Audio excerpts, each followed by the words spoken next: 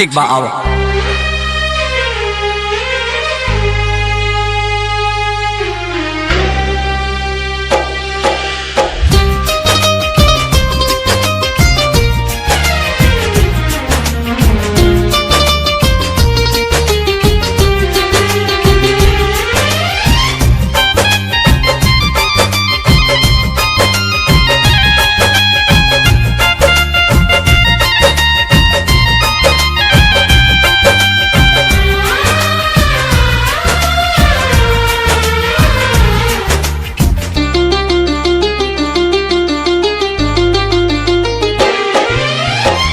पागल के भइल बाटे पागल के दासा, आज हमरा पता चलल प्रेम के भाषा।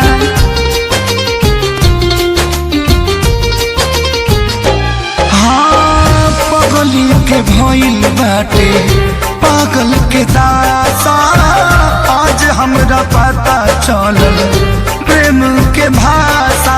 रोते रोते मिले हमसे आयल बड़ी, रोते रोते मिले हमसे आयल बड़ी। हमर जान आज हरदी से लटाइल बड़ी, हमर जान आज हरदी से लटाइल बड़ी।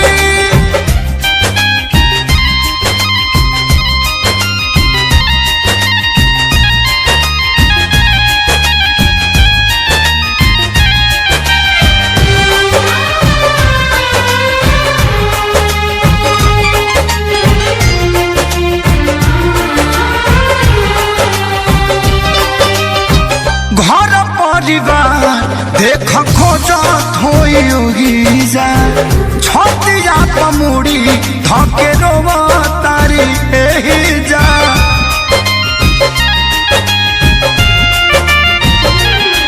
हथवा के मेहदी मिटावेली तो हमरे के समझावेली। अखिया बाल राइल पागा लाइल बड़ी, अखिया बाल राइल पागा लाइल बड़ी। हमर जान आज हरद से लटाइल बड़ी, हमर जान आज हरद से लटाइल बड़ी।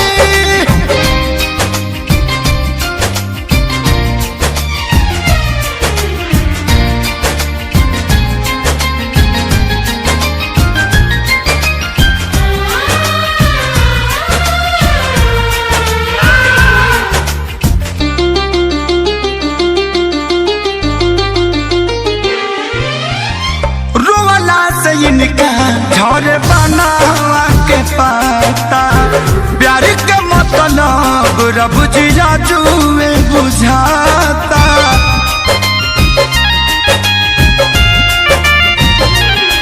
हम इनका से तनिको खफा नहीं खी, काहे की जान बेवफा नहीं खी।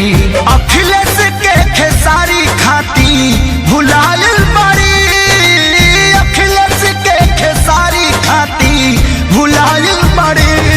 हमर जान आज हरद से लटाइल बड़ी, हमर जान आज हरद से लटाइल बड़ी।